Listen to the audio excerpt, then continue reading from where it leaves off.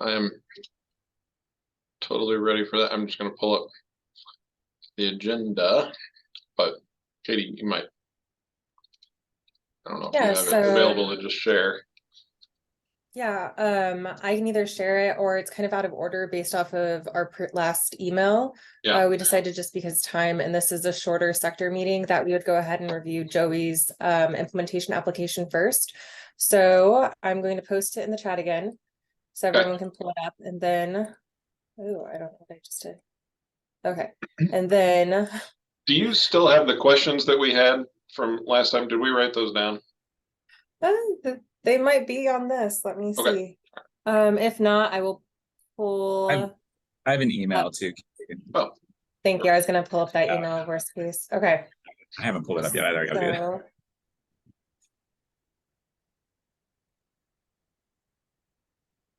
And I will share my screen in just a second.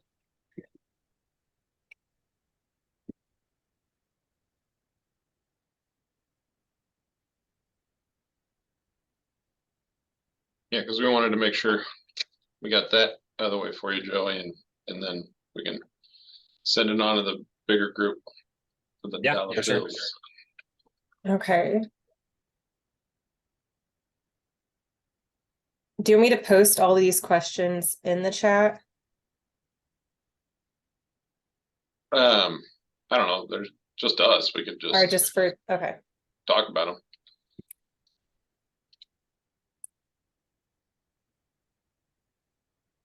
So I'm happy to do whatever. If you want me to present and like talk through stuff, I'm happy to do that. Or if you want to lead the discussion, I'm happy. I'm a visitor, so I will, be happy to not take the lead. No, if you got the question, how you want to answer them, I'd say just go for it. I don't have any problem with that at all. Yeah, will you give us just a quick overview? So I'm not sure if Felipe was in the original conversation, but just to give her just the highlights of what you're thinking with this application and how it ties into our strategies and tactics, that'd be awesome. And then we'll go through the questions. Yeah, because I don't think we ever got to hear you talk about it at all. We just kind of. Sorry, yeah. So. Yeah. I think I was in Rio, right? Didn't I do that 70.3 in Rio when you guys talked about life? Oh, it's terrible, right? God. Okay, yeah, real quick. So we are I can, since it's just us, I can give you kind of the longer version of stuff. So early on, I really have never quite understood where I kind of fit in to the idea of curriculum and like how we train the next generation of providers. And in my world, providers is a very large context, right? So I work in public health, obviously, so public health providers and like nursing, because I'm in a school of nursing and health studies, community health workers, that's kind of my field. But also as an expert in physical activity, I often train physicians, and I've been doing that since my postdoc, on physical activity, healthy lifestyle, all that kind of stuff. So, and how to, actually change people's behavior. And so, when the physical activity plan started, I was kind of trying to figure out like where I fit and all this stuff. And one of the ideas I've been kicking around a long time is to train up community health workers to provide like the exercises medicine stuff in a way that's like more community-based, more culturally appropriate, where you can reimburse for community health workers' time and kind of build the capacity to do that.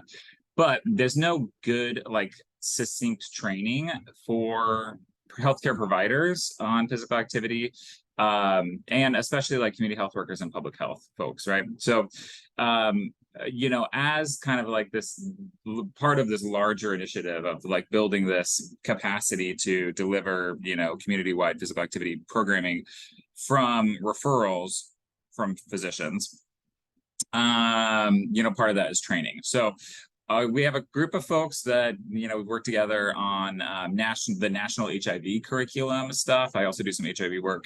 And we kind of copied that, had that group of people come back together who also have expertise in physical activity and nursing and medicine and, you know, other stuff. And we're developing this physical activity curriculum. And the way I see it is very much like the national HIV curriculum, which I don't know if you've seen, happy to share the link, but essentially it's like an online curriculum that, you know, is not comprehensive, I would not say, but hits the like the main points that that everyone needs to understand, while also kind of digging into some of like the context around like retrovirals and specific populations and, you know, treatment is prevention, you know. So for physical activity, we have been meeting since, I don't know, May or something. We have a list of modules. I'm happy to share where we're at on all this stuff. And, you know, we can talk about input and that kind of stuff. But so we have a list of modules. We have kind of learning objectives for each module. We have who's going to do the work. Our group is kind of like pared down a little bit just because, like I said, you know, a lot of folks have left UMKC and our program are retired and are moving on. So we have, I think, like 5 or 6 folks that are really invested in like moving it forward. Amanda, me, Kelsey, and, you know, Stephanie and you know, a few nursing folks. And so we're kind of at the stage now where we're developing the curriculum. We have, you know, all the templates set. I've been kind of moving the website forward and like how we post it on the website so that people can like, you know, follow their progress, get a certificate at the end, like that kind of stuff, right? And so the goal is to, let me back up. So we've sent out the modules and the learning objectives to folks in the APHA physical activity section for review. So these are experts in physical activity. You know, they've looked at all this and, you know, we give them the context of like, this is who this is going to, this is the goal, right? Here's the stuff. We got some feedback from them and have incorporated that feedback. And now we're at the point where we're, you know, developing the slides and the actual curriculum for each module. So moving forward, I think is a good thing. Amanda and I are doing a lot of the work, surprise, surprise. But, you know, Stephanie Ellison is doing all of the medicine stuff and we'll, you know, have all that together. Tracy Corey from nursing is doing all the nursing specific stuff. Kelsey is focusing on like self-care, motivational interviewing, which is what a lot of the stuff that she does.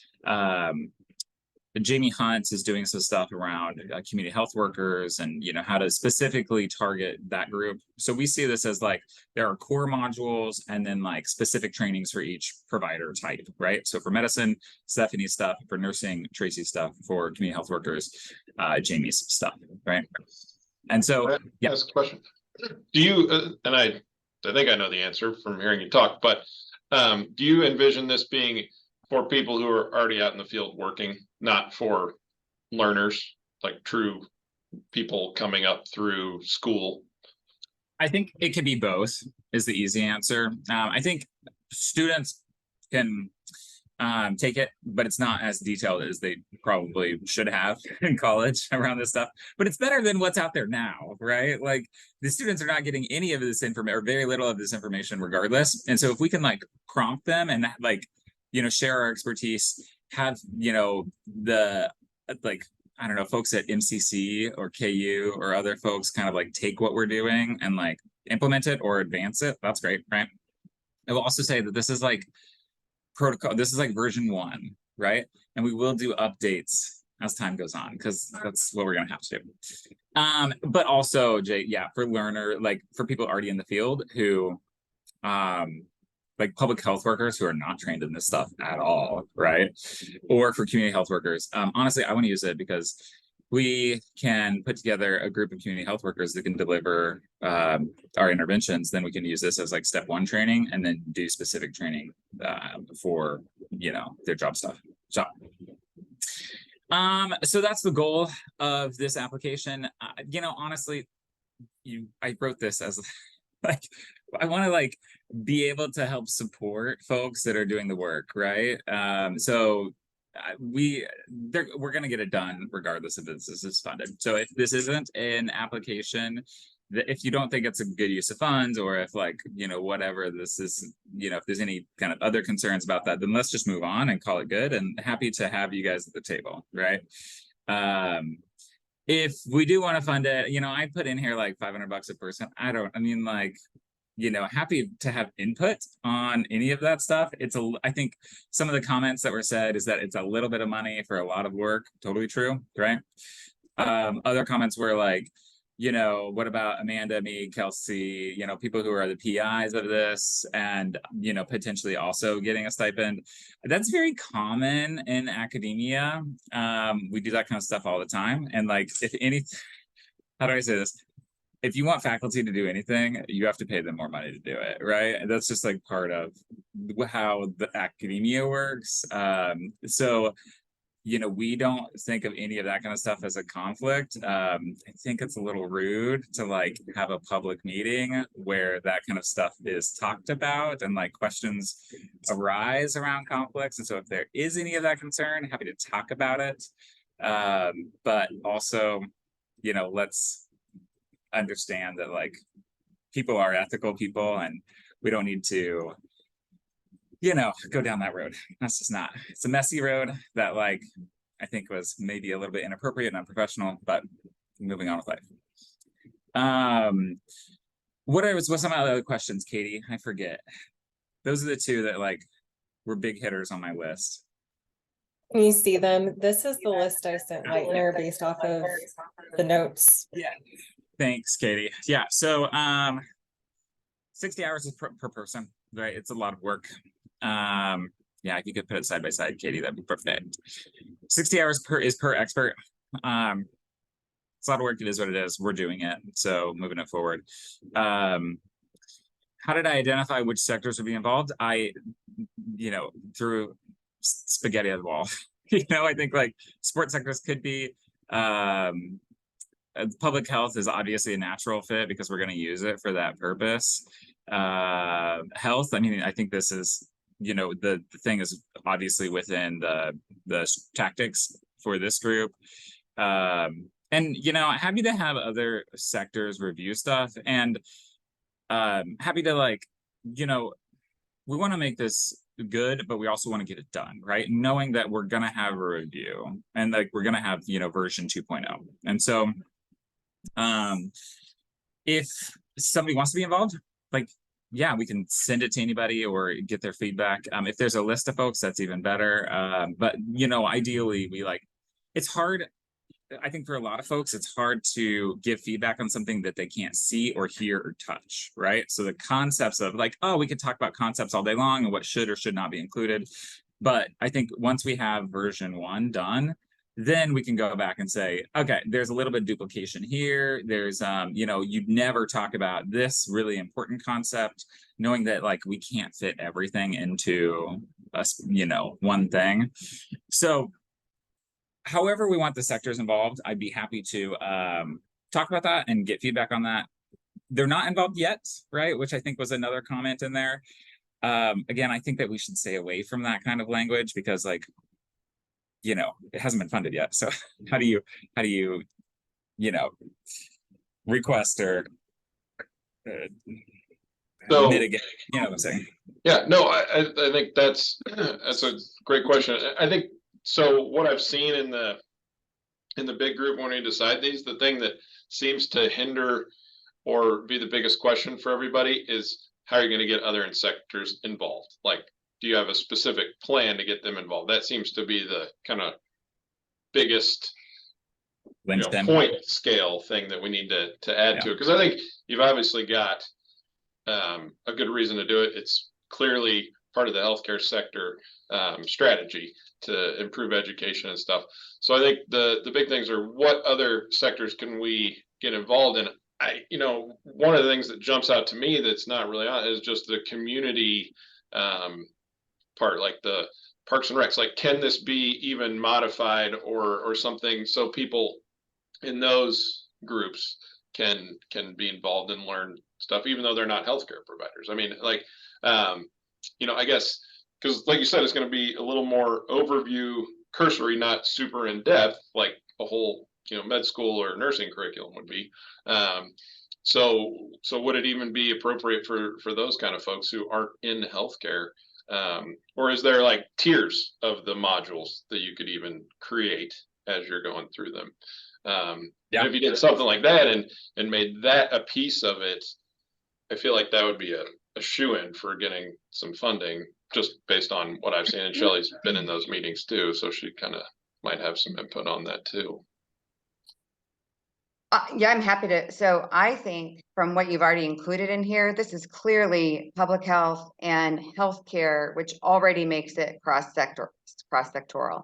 So that hits that scoring criteria in the rubric. I think the other ones you could certainly leave in there in terms of, we think this could be included in these sectors after we're done with the curriculum. Like, I think that's a great next step piece. Like, once we're done, before we, as we're trying this out, this is where we're going to take it, or who might be, I don't know, interested in providing some feedback. But I think you've already hit the cross sector part, because the public health and healthcare makes it, I mean, you're here in front of healthcare, making it healthcare specifically. And then I think you mentioned community health workers. I'd like to see community health workers called out in there somehow. I'm not sure exactly where you say students. Maybe you say students and community health workers, because I think that's a really interesting opportunity for additional training, exactly like you explained earlier. I think that makes a ton of sense. Strategy in there is great. It's exactly aligns specifically with strategy 22. I think the multi-level makes sense. We're organizing this curriculum so that it impacts people's individual behaviors, both as the student, but also as they're impacting other people through the training. They're doing their job. And then you've got the curriculum that you're going to learn from in advance moving forward. I think, so I think those things are great in there. And I wouldn't worry too much about the others. I wouldn't worry too much. Like for the other sectors, again, you can just say, people in the school sector might be interested in this moving forward. People in the sports sector might be interested. We consider them line. I think the comments related to calling out the experts. So who are the experts that you're looking at? There are two things. One, you could be specific on the ones who are already involved. And so just being clear in there that a $500 stipend is going to go to you, Amanda, Stephanie, Kelsey, is helpful from a transparency perspective. I think I think that helps prevent conflict of interest or assumptions for people who look at things and think, well, you guys are just I think it's just helpful from a transparency perspective. And so no issue there, really, just making it clear. And then you could also do, because at the very beginning, I think you said some of the experts had to drop out or aren't available. So you could say up to $5,000. That's good. $500 per expert as you identify the experts. And that way, we wouldn't want to tie you to 10 experts. You know what I mean? And then you're stuck. Like, you may be done and have all the feedback you want, but you didn't get the 10 people because all the people you thought are now inaccessible. So you could just say up to, and then that would be just fine for the budget as well. We've done that with other projects. Great. One other question I had, and maybe you just don't know this yet, which is totally reasonable, but do you have an estimate of how many hours the learning module would be? Are you thinking like 5 or 10 or something like 2? Like, I can figure it out. So we're trying to do like no more than 15 minutes per module, but like you know how long academics talk, right? Like this is a mess. And let me pull it up real quick. And I think I honestly don't know. I'd have to like go in and count.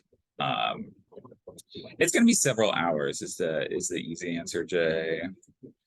But I can give you a specific number here. Do you guys want me to just share? I'm happy to share this stuff. Where are we at? Modules and learning objectives. Katie, can I share my screen? I will say I love the idea of making them 15-minute chunks. That's awesome. I think because in medicine they give us hour-long things, and I'm always like, I cannot pay attention that long. I'm not sure I ever could. Right. Yeah, it's too much. And like, you know, what we want to do is get people interested, excited, like moving forward with stuff. Not, you know, you can't train somebody to be an expert in, you know, 5 hours, let alone, 20 hours. But so we have like introduction, rates of physical activity so people kind of understand stuff. So explain, I mean, those are all the modules and learning objectives, right? Physical activity recommendations, benefits and motivators of physical activity, barriers, easy stuff, right? Key populations, and so once we start, this might change a little bit because once we start moving stuff forward, I might end up being able to include key populations into rates of physical activity, or however that works. Prevention and treatment, right? And we're thinking specifically prevention of physical, mental, and social problems, and treatment, obviously. And then, using like case study stuff that we like to do. Bias and stigma, behavior change. So talk about a couple theories. If there is a theory, so we obviously want to talk about like some kind of multi-level, like social ecological theory. But there's also like, probably we need an individual level theory because most of these folks are going to be providers and focused on the individual level. So if there's a theory that, I mean, I like all of them, I also hate all of them. They're good and bad for certain things, right? And so if there is one that like everybody would love to have, we would be happy to incorporate it. There's not a right one, right? Motivational interviewing. Sorry, this is Kelsey right here. And then for nursing, oh, Stephanie's stuff isn't in here yet. So for nursing, we have, nursing specific stuff. So health assessment, mental health, physical activity, stuff that they're already kind of doing in nursing that seems to work really well for them. Public health, community health workers. Oh, Jamie's taking public health and I am. And then additional resources, right?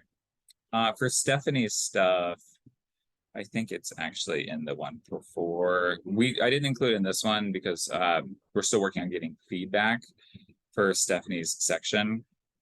But these are the kind of the modules and learning objectives that she has developed. So we're still kind of like working through the medicine component, but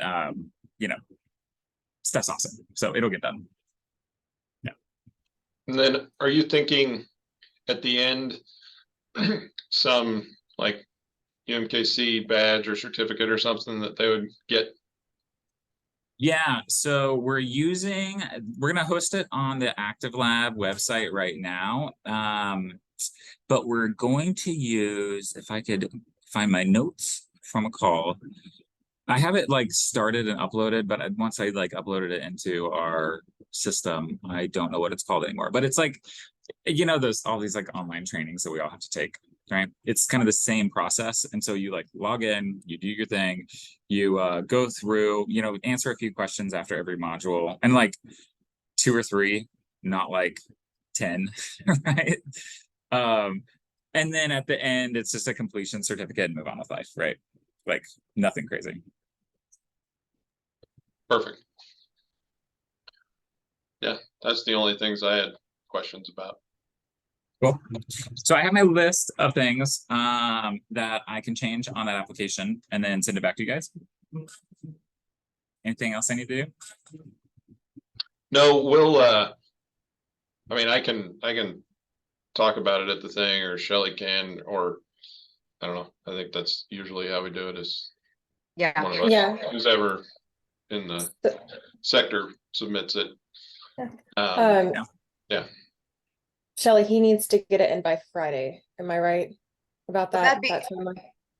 So that would be ideal if you can get us the updated application by the end of the day on Friday. I'll send it out to everyone coming to the core work group meeting on Monday. Worst case scenario, we send your old one and then we provide, I don't know if you're going to be able to make that meeting next Tuesday, Joey. At 1 o'clock, yeah, I should be able to. Okay, then you can present it yourself. And really, the way we have those work, I can't remember if you've participated in a number of those so far. It's really just, here's your 5-minute overview, then we go through the scoring process. And I think based on what we've already decided or talked about, both today and at the last meeting, the application would score above the minimum scoring threshold to be funded. And so really it's at that point, I think you've already answered all the questions. You can give the brief overview just to make sure that everyone on the call who's not familiar with it understands how it meets the scoring threshold. So it's multi-sector and focus on public health and healthcare. It's multi-level, individual behavior and organizing and advocacy. Those are the two things that are worth the most points. You're already aligning with the strategies and tactics. That's super easy to see. You give the background and the next steps. Other people will have a chance to ask questions. We won't have to because we know it all. And then Yeah. And no one else is asking for any of the money in the healthcare sector right now. So that's also helpful. yeah, I think what did we say we have left in there, Katie? We just looked at this, 8,000? Is that right? That sounds right, because we've only had Dr. Trilk and then the Just Walk. Just walk. I Yeah, should have it actually on here. More Okay. than 5,000. more than 5,000. So we have Magic. enough in there Yeah. to fund it, which means, again, that makes it easy. And then from your perspective, Joey, if you'll just let us know who the check would go to. We need to make sure that is set up in Children's Mercy's system as a vendor, and then we go from there. I Yeah, mean, so- the easiest or whatever. Sorry, Katie. Say that again. Joey, say that again. I mean, UMKC is probably the easiest, but like Katie, do you have a different one? Well, if it's accepted by the core work group, I will send you a letter and the information we need to pay you, so. Cool. Very cool. All right. Good work. Awesome. I like the idea. Thanks, appreciate it. All right. So the next thing on the agenda, we're going to talk about Dr. Trilk's visit, but I don't, everybody here's probably heard that before. But we did talk with the curriculum group last 2 weeks ago about it. And it sounds like UMKC and KU are pretty well along in implementing some of the lifestyle medicine stuff, making it part of integrating it nicely. And Dr. Trilk was actually, I think, kind of impressed how much stuff they've already done, before she ever talked to us. So I think that's really good. I think KCU is a little bit harder, just from the people who are available and what they are doing with their curriculum. It just seemed less robust Integrated. and organized and in the way that they could tell us that they were. I'm sure, again, they're probably incorporating more lifestyle medicine than they actually realize, but yeah, I think that's it's an area for improvement, and Bob is on it as much as he can be. So we had in the 3 meetings with the med schools, there were 4 sort of themes or key takeaways that came about after Dr. Trilk's visit. And they were integrate versus add. So integrate these concepts of lifestyle medicine into curriculum that currently exists versus trying to add additional curriculum. That's been the most successful. In fact, she started with 4, and then I think got up to 80 hours in the curriculum, Jay, something like that. Simply by doing the integration and then expanding on those opportunities. They started, so student interest groups were a common theme, whether it was a recommendation from Dr. Trilk, and then at least 2 have started student interest groups related to lifestyle medicine, not necessarily lifestyle medicine. And just for context, lifestyle medicine includes 6 pillars. So nutrition, which is whole food, plant-based, or plant-forward nutrition, physical activity, restorative sleep, social connections. Help me out, there's 2 more. Abuse or substance. Yeah, I don't know. avoidance of, Lack of substance abuse or substance awareness. I don't remember the Yeah. exact term. yes. And then I can't think of what the 6th one was. I can't believe it. I should know. Did you already say sleep?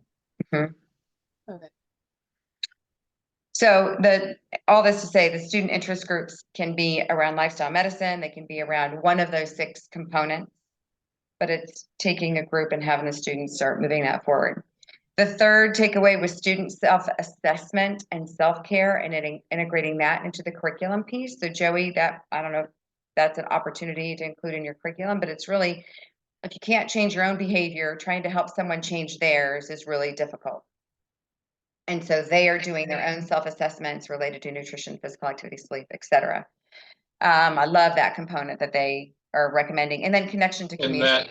that one, we even talked about like residents, UMKC, Children's Mercy residents, getting them down in the exercise physiology lab, getting them all to, run for 10 or 15 minutes and figure out their VO2 and all that kind of stuff. So, I mean, cool ideas. I don't know if there's enough time or space available for everybody to get through there, but everybody wants it. There Yeah. probably is, I would imagine, because So it'd be think- voluntary. But that's what they do down at South Carolina. She said about 75% of the students come through, at least in the first year. Not all of them, but most of them. And then they have opportunities to redo that same testing over time. So you can compare, are you making any improvements, et cetera. So anyway, very interesting concept to begin thinking about how do you include that in curriculum or training. So those were and then social determinants of health. So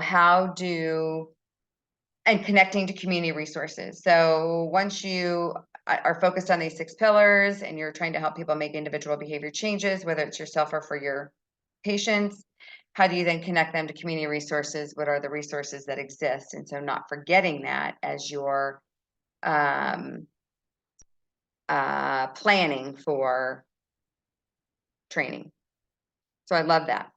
Next steps with this group. So there's 2 things I just want to bring out, both for you all that are here and for anyone who happens to watch us afterwards. So number 1, Katie is putting together sort of a special newsletter related to Dr. Trilk's visit. So it will include a link to the recording from her grand rounds. It includes some of the resources that people requested at each of the different medical schools. So I think there's 3 or 4 key articles that people were requesting. We're just providing those links in this resource, although you can go to her bio and find all kinds of other things that she's been involved in that are great. It's including a link to lifestyle medicine. So if you wanted to become part of the American College of Lifestyle Medicine, it gives you a quick link to do that. So that will be coming out in the next week. And the other thing is, because of the interest and Dr. Trilk's involvement with the White House nutrition, the nutrition and physical activity strategies, they have a focus on that, not the White House Nutrition and Hunger Conference. I don't know. I forget the name of it. Not that that matters, but the American College of Lifestyle Medicine, as part of that initiative, has made their resources available at no cost. And so you just really sign up to become a member and make the request. They can send you access to some of these presentations that have been developed, et cetera. The specific one that was mentioned by the medical schools that Dr. Trilk brought up in her presentations was their exercises medicine program. So it's how it was implemented at a YMCA in Greenville, South Carolina, by I believe it's their medical students who are implementing their exercises medicine there. So it's the conversations, it's the translation over into the Y for 8 weeks, an exercise program. What they found was a 75% conversion rate. So for the patients who participated, part of the project, 75% of them went on to become members of the YMCA after the program was over. So she's made those resources available to us at no cost. UMKC has already gotten access to that through Stephanie Ellison. KU Med has already gotten access to that through Julia Bonamino. But anyway, if anyone else were interested in that, we are happy to connect you with the contact at USC Med School to get access to that 8-week program. So those are the key highlights from her visit. It was outstanding. She continues to follow up with us regularly to check in and see how things are going. So again, super excited that we were able to bring her here. Yeah, it was a great visit, and all the resources they have on that lifestyle medicine website. It's basically the curriculum they've used at University of South Carolina, Greenville, and I've looked through it all. There's about, I don't know, 80 lectures on there that people can pick and choose from, and it's open source, so you can use the materials. And I just say, give them credit, but, yeah, you can I'm gonna use some of it for the talk next week for UMKC, so.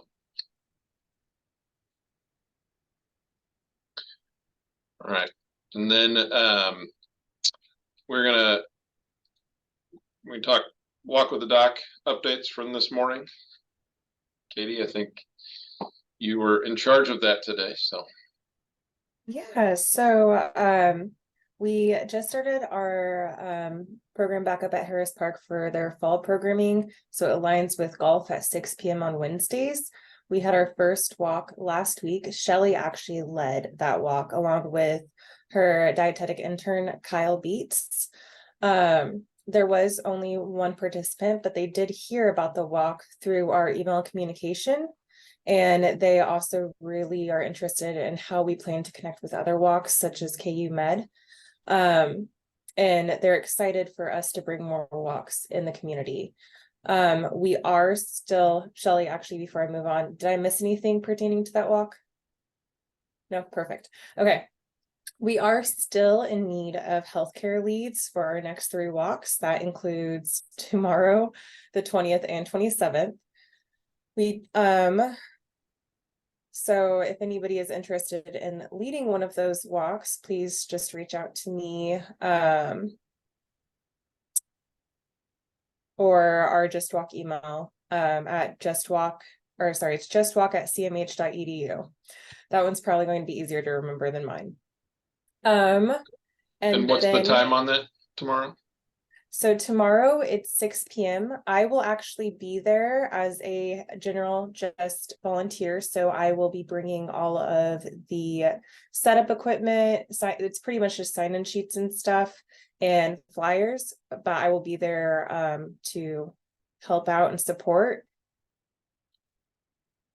Yep. Either way, we'll still be hosting the walk. I should probably mention that, whether we have a healthcare lead or not. The backup is that I will go ahead and lead. Shelly, Yeah, mute that's off. right. Okay, yeah. So, yeah, I know enough history about the Ivanhoe neighborhood and information about the 2 surrounding community gardens. I just plan to talk about that and highlight some of the awesome features of the neighborhood, the park, and the gardens. So we also had our Mill Creek Streamway Park, our first one on Saturday. So for those who do not know, we just switched our Kansas location over to Shawnee, Kansas. We've been working with Johnson County and Parks and Rec, and they have been helping us with advertising. So as we probably know, marketing and communications can take a while, especially with getting approval. So we're unable to market anything until Wednesday of the week of the walk. So that included a social post and on their newsletter. So that will continue to happen in the future. And we do have healthcare leads already scheduled for our next 2 walks, which is October 14th and November 11th. So that's exciting. The park is gorgeous. We did have low participation that walk, but again, it's new. Word just got out. So we are hoping that one will pick up, especially with the help of partnering with Johnson County Parks and Rec. And we're also going to reach out to Shawnee Parks and Rec. So, because they also post a local newsletter. I don't think I'm missing anything. So exciting stuff for our Just Walk programs. Yeah. Yeah, it's always hard to kind of get things rolling in a new place for sure. Get everybody kind of used to walking there, and hopefully Harris Park, with all the sports that go on down there in the evenings, we can get some parents and the little siblings involved with the walk rather than just sitting in their cars. So.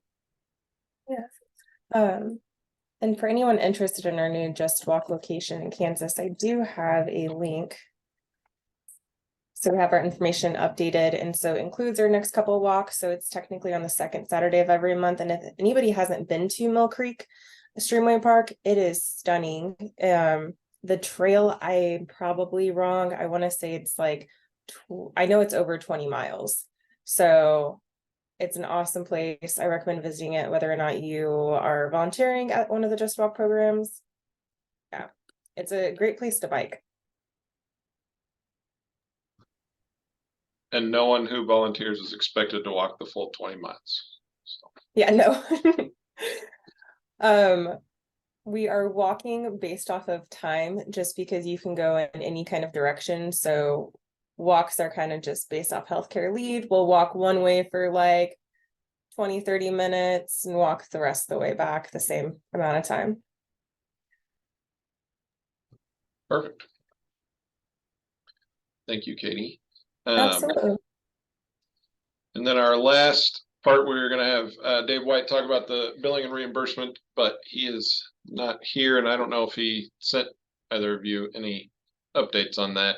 But I think that's kind of still a little bit in limbo on where we can do that. And it's also nice for that group that the lifestyle medicine people, the National Lifestyle Medicine Group, have been working on some reimbursement things for physical activity as well. So I think it might just be worth waiting that out and seeing what the national group comes up with.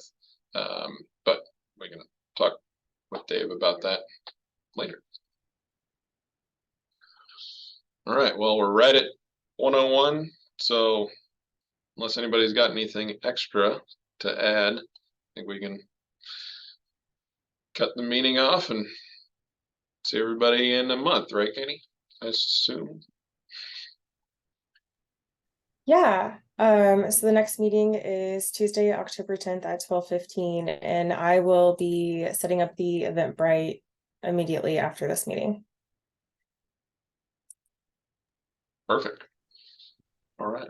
Well, thank you, everybody, and hopefully some people get to watch this on video later. Thank you. Have a great week.